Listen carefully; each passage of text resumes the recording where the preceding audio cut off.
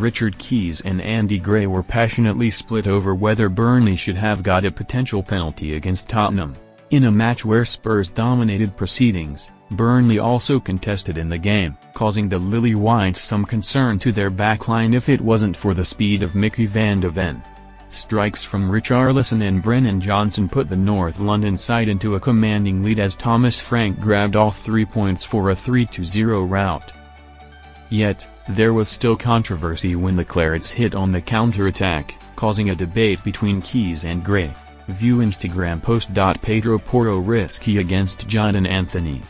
Near the end of the second half, with the score still at 1-0, Jadon Anthony was put through on goal as Pedro Porro appeared to collide with him in the box from behind.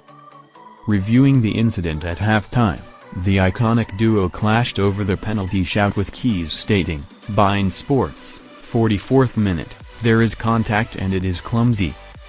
To which Gray adamantly replied, "Right, sorry, is he getting the ball? No, thank you. It was a coming together, come on. You're really giving a penalty for that? Sorry, he's, Anthony, not even in the shot, come on. I've seen some ridiculous claims for a penalty and that's one." Keys then questioned his co-presenter's view before being interrupted as Gray said, "No, sorry, come on, you're getting soft." Scott Parker would have been annoyed that his side didn't get a penalty, credit, Imago Tottenham looking far more resolute. After a testing UEFA Super Cup final against PSG, the Lilywhites bounced back in some style to dispatch of Burnley to claim all 3 points in their first outing of the season. Defensively, Frank's side looked far better than under his predecessor Ange Postecoglou, with Spurs operating as a unit rather than frantically running around the pitch.